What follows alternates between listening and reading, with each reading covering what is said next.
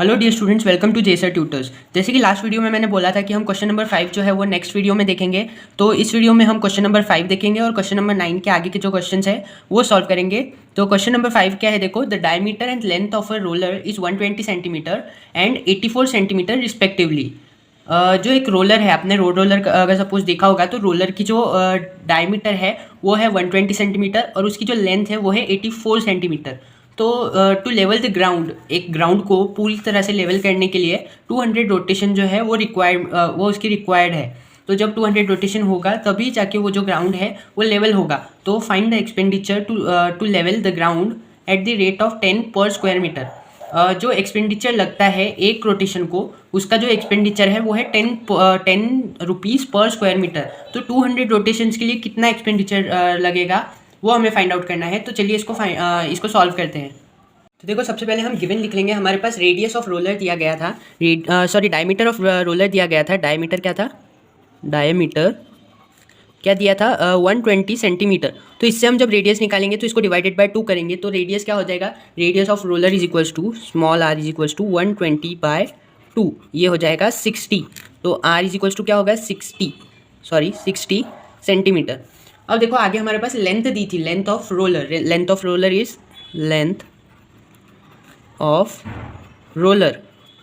Is equals to 84 centimetre. अब हमें करना क्या है? एरिया ऑफ ग्राउंड लेवल करने के लिए एक रोटेशन जो है, एक रोटेशन का एरिया वो कितना कवर कर रहा है वो हमें देखना है। तो क्या उसका फॉर्मूला क्या हो जाएगा? Area of ground levelled in 1 rotation. कैसे लिखेंगे हम उसको? Area of ground level in 1 rotation. तो एक रोटेशन करने के लिए कितना एरिया वो कवर कर रहा है? तो वो कर रहा है 2πr/h। तो 2πr/h जब हम इसमें वैल्यू पुट करेंगे तो क्या हो जाएगा? देखो, 2 इंटू पाई की वैल्यू होती है 22/7 मल्टीप्लाइड बाय आर की वैल्यू हमारे पास क्या है? r 60 आया है हमारा। तो 60 मल्टीप्लाइड बाय हाइट क्या है? हाइट यानी सिंपली लेंथ हो गई। तो लेंथ क्या है? 84 सेंटीमीटर। तो ये मैंने 84 लिख दिया। अब 7 1 टाइम्स होता है और 84 कितने टाइम्स होता है? 7 12 ज़ा 84। तो ये हो जाएगा 12 और 2 इंटू 22 होता है 44 मल्टीप्लाइड बाय 60 इंटू 12 क्या होता है? 720। 60 इंटू 10 12 720। तो 44 इंटू 720 करो, क्या आएगा? 31680 सेंटीमीटर स्क्वायर। अब ये हो गया एक रोटेशन के बारे में। अब हमें क्या करना है? 200 रोटेशंस के बारे में निकालना है। तो 200 रोटेशंस को जब हम मल्टीप्लाई करेंगे, एक रोटेशन कितने का एरिया कितना आ रहा है? इतना आ रहा है। तो इसको जब हम 200 रोटेशन के एरिया के साथ मल्टीप्लाई करेंगे तो हमें मिलेगा जो 200 रोटेशंस के लिए कितना एरिया लगता है उसकी वैल्यू। तो देखो, area of ground levelled in 200 rotation, area of ground level in 200 rotation is equals to क्या हो जाएगा? 200 यानी कि यहाँ पे हमारा 1 रोटेशन था इसलिए हमने 1 से ही मल्टीप्लाई किया। यहाँ पे हमारे पास 200 मल्टीप्लिकेशन है इसलिए 200 मल्टीप्लाइड बाय ये जो वैल्यू आई 1 रोटेशन की वो 31680। तो इसको जब हम मल्टीप्लाई करेंगे तो हमें क्या किस चीज़ की वैल्यू मिलेगी? हमें 200 रोटेशंस की वैल्यू मिलेंगी। तो क्या हो जाएगा? ये 200 मल्टीप्लाइड बाय 31680 वो हो जाएगा 6336800। तो ये हो जाएगा 200 रोटेशन का एरिया। 200 रोटेशन से जितना ग्राउंड लेवल होता है उसका एरिया ये हो जाएगा। अभी ये जो वैल्यू आई ये है सेंटीमीटर में आई है तो हमें मीटर में कन्वर्ट करना पड़ेगा। तो 1 मीटर स्क्वायर कितना होता है? 1 metre square is equals to 10,000 centimetre square. तो 1 मीटर स्क्वायर अगर 10,000 सेंटीमीटर स्क्वायर है तो 6336000 ये इतने सेंटीमीटर है। तो ये डिवाइड, इसको जो है सिंपली जब हम इससे डिवाइड कर देंगे तो हमें जो वैल्यू मिलेगी वो मीटर में मिल जाएगी। तो देखो 6336000 डिवाइडेड बाय 10,000। तो ये हमें वैल्यू क्या मिलेगी? 633.6। ये क्या हो जाएगा? Metre square. हमें मीटर स्क्वायर में ये वैल्यू मिल गई। तो यही होगा, क्या होगा? Area of ground levelled in 200 rotation. तो area of ground levelled in 200 rotation जो हमें मिला वो है 633.6 मीटर स्क्वायर। अब हम क्या करेंगे? हमारा जो रेट दिया गया है, रेट ऑफ ग्राउंड लेवल करने के लिए जितना रेट दिया है जो कि 10 rupees per metre square metre है, उसको मल्टीप्लाई करेंगे इस वैल्यू के साथ तो हमें टोटल कॉस्ट मिलेगी। हमें फाइंड आउट क्या करना था? टोटल कॉस्ट फाइंड आउट करना था। तो देखो टोटल हमें सबसे पहले तो रेट दिया है। रेट क्या दिया है? Rate is equals to 10 rupees per metre square. अब 10 रुपीज़ पर मीटर स्क्वायर है तो मुझे टोटल कॉस्ट निकालना है, टोटल कॉस्ट। तो total cost is equals to क्या हो जाएगा, area of ground level in 200 rotation, यानी कि area of ground level in 200 rotation, वो क्या आया 633.6। तो मैं यहाँ पे सिंपली वो लिख लूँगा 633.6 multiplied by total cost. Total cost यानी मतलब जो कॉस्ट लग रहा है वो कॉस्ट से हमें इसको मल्टीप्लाई करना है। तो यहाँ पे क्या है हमारे पास कॉस्ट 10 रुपीज़, तो 10 रुपीज़ से मैं इसको मल्टीप्लाई कर दूंगा तो ये क्या हो जाएगा 6336 रुपीज़। तो इतना कॉस्ट हमें लगने वाला है टोटल पूरा 200 रोटेशन एरिया के साथ साथ पूरा ग्राउंड लेवल करने के लिए। तो ये था क्वेश्चन नंबर 5 का आंसर। बहुत इजी क्वेश्चन है। हमने स्टार्टिंग में क्या किया, सबसे पहले डायमीटर से रेडियस निकाला, रेडियस के बाद में हमें लेंथ दी गई थी, लेंथ के बाद हमने एक रोटेशन में जितना ग्राउंड लेवल हो रहा है उसका एरिया निकाला, तो वो इतना आया। फिर हमने 200 रोटेशंस के लिए निकाला, उसके बाद हमने जो 200 रोटेशन से जितना ग्राउंड लेवल होता है उसको मल्टीप्लाई किया कॉस्ट से, तो हमें क्या मिला, टोटल कॉस्ट मिला। तो ये था क्वेश्चन नंबर 5। अब हम देखेंगे क्वेश्चन नंबर 10। अभी देखो क्वेश्चन नंबर 10 क्या है, इन द फिगर 7.47। तो ये जो फिगर है इसके अंदर सेगमेंट ए बी है, वो जो है वो कॉर्ड है, ये जो है सेगमेंट ए से लेके बी तक ये कॉर्ड है एक सर्कल का। ये जो सर्कल है इसका ये कॉर्ड है ए बी, और उसका सेंटर जो है सर्कल का वो सेंटर पी है। तो if P A is equals to 8 centimetre, P A यानी ये इसका रेडियस हो गया, ए से लेके पी तक ये देखो ये इसका रेडियस हो गया, तो उसका रेडियस दिया है जो कि 8 सेंटीमीटर है, और distance of chord A B from the centre P is 4 centimetre. तो ये जो कॉर्ड है, ये कॉर्ड का सेंटर, ये पी से लेके ये कॉर्ड तक का जो डिस्टेंस है वो 4 सेंटीमीटर है। देखो यहाँ पे लिखा है 4 सेंटीमीटर। तो हमें करना क्या है, find the area of shaded portion, ये जो नीचे का शेडेड पोर्शन है इसका एरिया हमें फाइंड आउट करना है।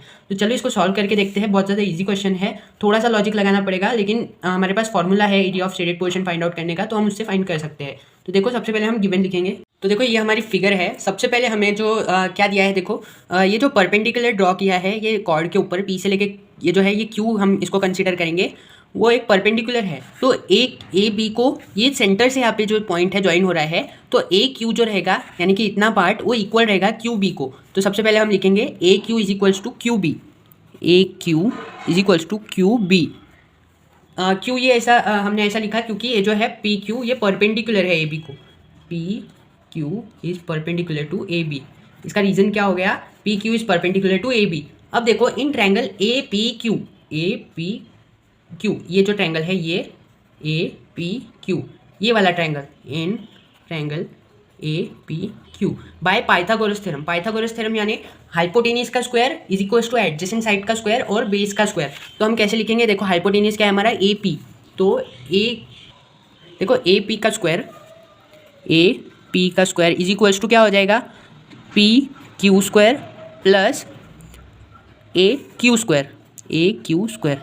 अभी देखो जब हम ए क्यू को ये जो है पी क्यू इसको इधर शिफ्ट करेंगे तो ये माइनस में चला जाएगा। तो देखो तो ये क्या हो जाएगा, ये ए क्यू स्क्वायर मैंने यहाँ लिख लिया, A Q square is equals to A P square minus ये जो पी क्यू है ये इधर गया तो क्या हो जाएगा, माइनस में चला जाएगा पी क्यू स्क्वायर। अब देखो ये जो स्क्वायर है, तो ये जो ए क्यू स्क्वायर है ये मैंने यहाँ पे लिख लिया।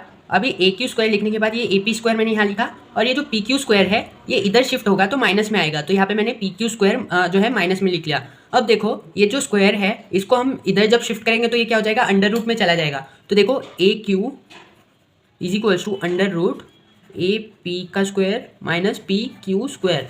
ये देखो ये कैसे हुआ, जब भी अंडर रूट जब अगर 2 का स्क्वायर इज इक्वल्स टू ए है तो जब हम ये स्क्वायर को इधर शिफ्ट करते हैं तो वो क्या होता है, 2 is equals to under root A. उसी तरीके से ये ए क्यू का स्क्वायर था तो ये स्क्वायर को मैंने इधर शिफ्ट किया तो ये क्या हो जाएगा, under root A P square minus P Q square. अब ए पी स्क्वायर का मेरे पास ये देखो वैल्यू दी गई है 8, तो मैं यहाँ पे पुट करूँगा अंडर रूट 8 का स्क्वायर माइनस पी क्यू का स्क्वायर, पी और क्यू का स्क्वायर यानी 4 का स्क्वायर, तो 4 का square is equals to under root 8 का स्क्वायर क्या होता है, 8 8 जा 64, 64 माइनस 4 का स्क्वायर क्या होता है 16, तो 64 माइनस 16 क्या होता है अंडर रूट 48।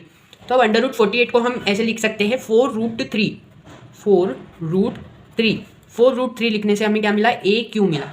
ए क्यू की वैल्यू क्या आई 4 रूट 3, यानी कि हमारी जो इतनी वैल्यू है वो आई 4 रूट 3। उसका मतलब बी क्यू बी जो है वो क्या क्यू बी क्या हो जाएगा 4 रूट 3, वो भी सेम हो जाएगा। तो देखो पूरे ए बी की वैल्यू क्या आ जाएगी हमारे पास, देखो ए बी अगर ए क्यू जो है वो 4 रूट 3 है तो ए बी की वैल्यू क्या आ जाएगी 2 into A Q. 2 into A Q कैसे आया, A Q plus A Q is equals to पूरा ए बी होता है, तो A Q is equals to Q B होता है, तो यानी कि फिर ये ए बी की वैल्यू हमें मिलती है, तो A B is equals to 2 into A Q. तो ए क्यू की वैल्यू हम पुट करेंगे यहाँ पे 2 इंटू 4√3, तो 2 इंटू 4 क्या होता है 8, तो 8√3। A B is equals to 8√3। अब देखो हमें ए बी भी मिल गया है, ए क्यू भी मिल गया है। अब हम क्या करेंगे, हम साइन जो है थीटा निकालेंगे। थीटा कैसे निकालते हैं, देखो एंगल निकालना है हमें ए पी क्यू का, ए पी क्यू यानी ए पी और क्यू, ये जो एंगल है ये हमें फाइंड आउट करना है।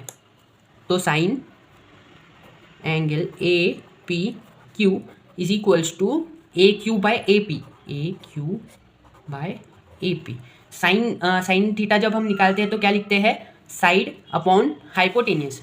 साइड अपॉन हाइपोटेनियस जब लिखते हैं तो हमें क्या मिलता है, साइन थीटा मिलता है, तो इसीलिए मैंने यहाँ पे ए क्यू बाई ए पी लिखा है। तो ए क्यू की वैल्यू हमारे पास क्या है 4√3 इज इक्वल्स टू 4√3, और ए पी क्या है हमारे पास 8 दिया है, देखो ए पी जो है 8 दिया है, तो मैं इसके नीचे क्या लिख लूँगा 8, तो ये 2 टाइम्स और ये 1 टाइम्स इज इक्वल्स टू √3/2। अब देखो √3/2 कौन से थीटा की वैल्यू आती है, साइन कितने √3/2 होता है, तो √3/2 जो है साइन 60 की वैल्यू है, यानी कि हमारा एंगल ए पी क्यू क्या हो जाएगा 60 डिग्री। कैसे 60 डिग्री, देखो sine angle A P Q is equals to sine 60 degree. तो अब देखो साइन साइन कैंसिल हो जाएगा, angle A P Q is equals to 60 degree.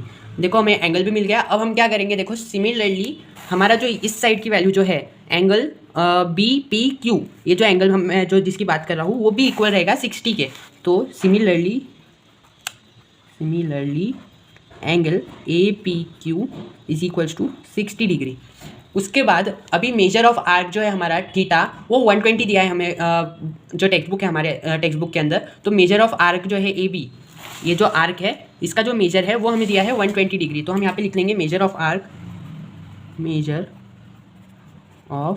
Arc is equals to 120 degree equals to theta. तो हमने major of arc निकाल लिया है। मेजर ऑफ आर्क का जो फॉर्मूला है थीटा वो हम आगे चल के एरिया ऑफ सेक्टर के फॉर्मूला में पुट करेंगे।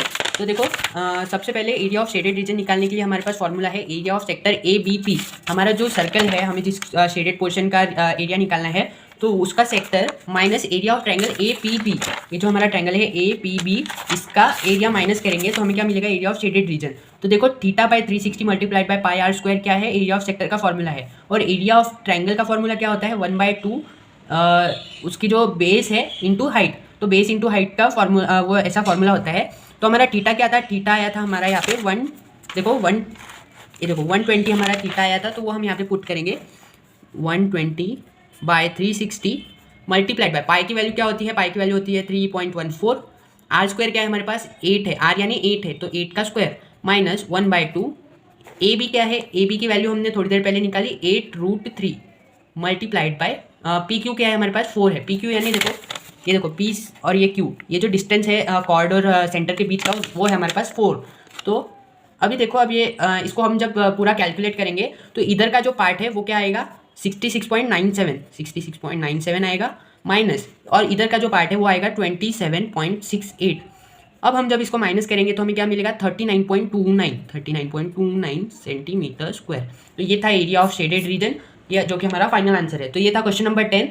अब हम बाकी के जो दूसरे 2 क्वेश्चन है वो टेक्स्ट बुक में ही सॉल्व करेंगे, क्योंकि वहाँ पे आपको फिल इन द ब्लैंक्स दिया है, तो फिल इन द ब्लैंक्स हम भरने की कोशिश करेंगे। चलिए सॉल्व करते हैं उसको। तो देखो क्वेश्चन नंबर 11 क्या बोल रहा है, इन फिगर 7.48 जो फिगर है इसके अंदर square A B C D, देखो square A B C D ये जो है वो इंस्क्राइब्ड है, यानी कि वो उसके अंदर फिट है in the sector A P C D.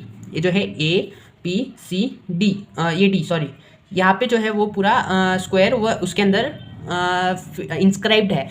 तो the radius of sector C B X D, तो इसका जो रेडियस है एक्स से लेके सी तक का वो रेडियस है 20 सेंटीमीटर।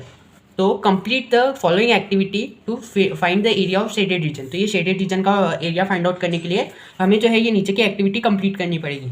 तो सबसे पहले यहाँ पे दिया है side of square A B C D की जो साइड है वो radius of sector C B X D उसको इक्वल है। तो हमारे पास सी बी एक्स डी की वैल्यू दी है 20 centimetre. The radius of sector C B X D is equals to 20 centimetre. तो हमारे फर्स्ट बॉक्स में क्या आ जाएगा 20 सेंटीमीटर।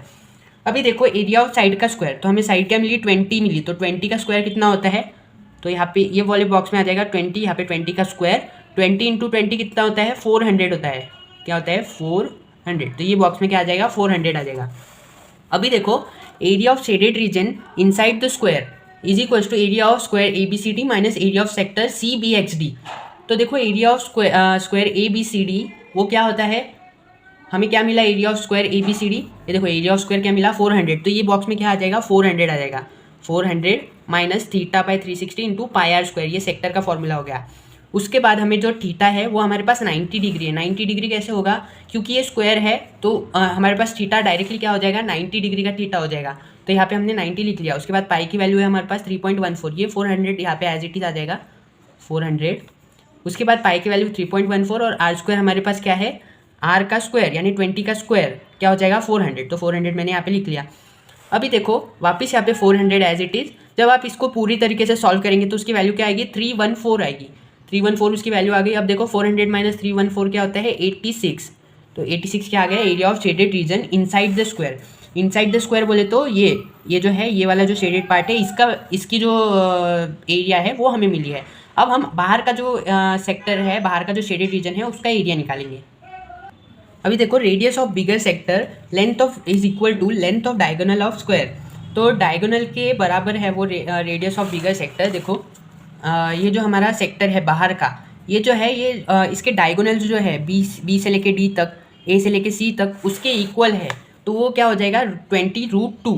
तो यहाँ पे आपको ये जो है यहाँ पे गिवन है आपको 20√2 जो है रेडियस ऑफ बिगर सेक्टर है। तो area of shaded reason outside the square, हमने इनसाइड द स्क्वायर ये निकाला 86। अब आउटसाइड द स्क्वायर निकालेंगे तो सेम फॉर्मूला आएगा, एरिया ऑफ सेक्टर जो है आउटर साइड का, वो आउटर साइड का हमने यहाँ पे सेक्टर लेने वाले हैं। उसके बाद area of A B C D, area of A B C D हमने क्या लिया था, स्क्वायर का 400 लिया था। तो यहाँ पे क्या हो जाएगा, area of A B C D और area of A P C Q ये वाले सेक्टर का, तो उसकी वैल्यू क्या आ जाएगी, 360। हमारे पास थीटा देखो फिर से हमने 90 डिग्री लिया है।